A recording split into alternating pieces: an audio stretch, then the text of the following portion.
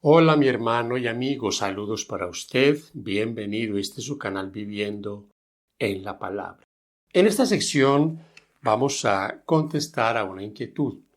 La inquietud es sobre este libro, la Palabra de Dios. Lo conocemos como la Biblia, el libro más leído en el mundo, el libro más amado por millones y millones de personas. También odiado, también malinterpretado, cuestionado. Eso prueba que es la palabra de Dios. La pregunta es, ¿cuánto de este libro es inspiración de Dios? ¿Cuánto? ¿Una parte? ¿El Nuevo Testamento, el Antiguo Testamento? Pues dejemos que la misma Biblia nos dé la respuesta. Comencemos con el texto que está en la segunda carta a Timoteo, segunda carta de Pablo, capítulo 3, versículos 15 al 17. Dice allí, y que desde la niñez has sabido las sagradas escrituras, las cuales te pueden hacer sabio para la salvación por la fe que es en Cristo Jesús. Toda la escritura es inspirada por Dios y útil para enseñar, para redarguir, para corregir, para instruir en justicia, a fin de que el hombre de Dios sea perfecto, enteramente preparado para toda buena obra. Toda la escritura es inspirada por Dios. Ahí tenemos ya parte de la respuesta. ¿Cuánto es inspirado por Dios? Todo. Ahora, Pablo está hablando aquí del Antiguo Testamento. Pablo está hablando de los libros de Moisés, de los Salmos, de los profetas. No había el Nuevo Testamento. Entonces, ¿qué es lo que está haciendo el apóstol? Certificando que el Antiguo Testamento es palabra de Dios. Y fíjense que en el versículo 16 él dice, útil para enseñar, para redarguir, para corregir, para instruir en justicia, para que seamos perfectos, cabalmente preparados para toda buena obra. Es el mismo Pablo el que en Hebreos 4:12 dice que la palabra de Dios es más cortante que una espada de 2 filos. Interesante. Esta es la palabra de Dios. Y él dice allí, corta todo, ¿no? Y él dice allí que corta hasta lo más profundo, discierne los pensamientos, corrige, mis hermanos y amigos. Vamos ahora al Antiguo Testamento, vamos a mirar el consejo del Señor entonces, ¿a qué debemos nosotros hacer con este libro? Tenemos una Biblia, ¿qué hacer con ella?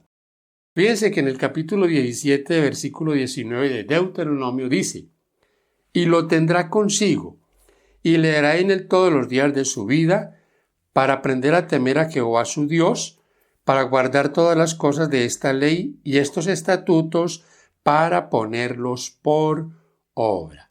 Lo tendrá consigo, y lo leerá todos los días, no cada 8 días, no por allá esporádicamente, no todos los días. Por eso en el Salmo 119 escribió el salmista lo siguiente, versículo 105, lámpara es a mis pies tu palabra y lumbrera a mi camino. Nos alumbra el camino hacia la vida eterna. Qué importante es comprender esto y qué importante es valorar las páginas de este libro y no solo tenerlo como algo que está como un ornamento en la casa, como un amuleto, no. Tenerlo y estudiarlo, leerlo, ahí cobra el sentido. De lo contrario, no sirve de nada.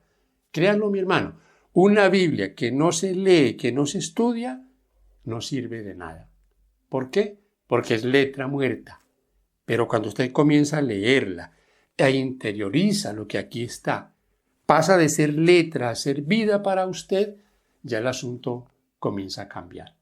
Por eso entonces ahí llegamos a ser, como dice Pablo, perfectos y enteramente preparados para toda buena obra. No hay otra forma de crecer sino estudiando la palabra de Dios y además de eso, compartiéndola.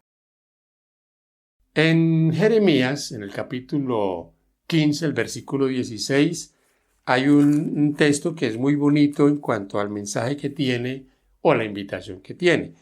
Dice allí, fueron halladas tus palabras y yo las comí, y tu palabra fue por gozo y por alegría de mi corazón, porque tu nombre se invocó sobre mí, oh Jehová, Dios de los ejércitos. Ahí la palabra que quiero resaltar es, fueron halladas tus palabras y yo las comí. Yo las devoraba, dicen otras versiones. Esa es la expresión de quien se agrada, quien se goza en el estudio, en la meditación, en lo que Dios nos está hablando. Recuerde, Dios nos quiere hablar. Nosotros hablamos con Él por medio de la oración y Él nos habla a través de su palabra. Algunos dicen, ¿y por qué Dios a mí no me habla o por qué no nos habla personalmente? Dios ya nos ha hablado. Aquí está. Solo que si yo no aprovecho para sacar de aquí la voluntad de Dios para mí, en que Él me hable a mí, no va a pasar nada en mi vida. Mis hermanos, en Mateo 22:19 el Señor dijo que a los judíos que se ignoraba la Escritura y por eso se erraba también al ignorar las Escrituras. De hecho, Él en Lucas capítulo 24 da unas pautas interesantes en cuanto a que, como Pablo, Cristo también certifica que el Antiguo Testamento es palabra de Dios. ¿Por qué? Porque en el encuentro con los hermanos, los discípulos que iban camino de Emaús, después de un diálogo con ellos en cuanto a los acontecimientos, lo que había pasado, Él les dice luego lo duros que eran, lo tardos que eran para entender. Pero fíjense cómo lo hizo. En el versículo 27 dice, y comenzando desde Moisés y siguiendo por los profetas, les declaraba todas las escrituras, lo que de él decían. Fíjense cómo el Señor aquí a ellos les dice lo que Moisés dijo, lo que los profetas, lo que los salmos, todas las escrituras, dice ahí claramente el testimonio de Jesús. ¿A qué escrituras? Ahí ya está diciendo. No había Nuevo Testamento. Cristo está hablando del Antiguo Testamento. Y lo está confirmando como las Escrituras. No hay duda, mis hermanos y amigos, que esta es la palabra de Dios. La respuesta entonces es clara. ¿Cuánto de este libro es inspirado por Dios? Todo. Y el Antiguo Testamento tiene para nosotros tanta validez y tanto beneficio como lo tiene el Nuevo Testamento. El antiguo, lo que iba a pasar, y el nuevo, cómo fue que ocurrió. Mis hermanos, es imprescindible, no podemos dejar al lado nada de este libro. Este libro es totalmente inspiración divina, por lo tanto, es para nosotros. Por eso es que tenemos una responsabilidad, y la responsabilidad es con nosotros mismos.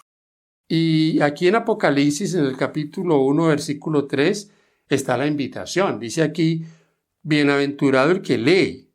Fíjense, bienaventurado el que lee. Y los que oyen las palabras de esta profecía y guardan las cosas escritas en ellas. Porque el tiempo está cerca. Guarden las cosas en ellas escritas porque el tiempo está cerca. ¿Se fijan? Bienaventurado el que lee y el que guarda las cosas escritas aquí en este libro, en esta profecía. Yo termino diciéndoles, hermanos y amigos queridos, que debemos tener el mismo concepto que tuvo el apóstol Pablo. ¡Ay de mí si no anunciare el Evangelio! 1 Corintios 9:16. ¡Ay de mí si yo no anuncio lo que está en este libro, la palabra de Dios! Para que se confirme lo que dice Jeremías 33:16. Clama a mí y yo te responderé y te enseñaré cosas grandes y ocultas que tú no conoces, que están aquí.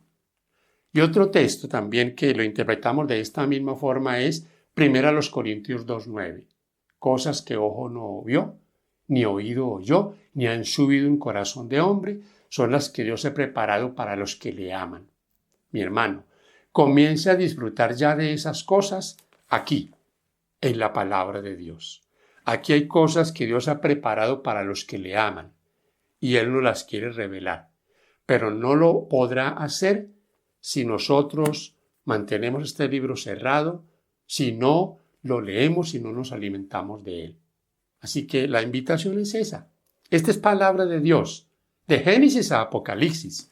Aprovechémosla, leámosla, estudiémosla y sobre todo, como dice el apóstol Pablo, compartámosla. Porque ay de mí si no anunciare el Evangelio. Paz de Cristo para usted.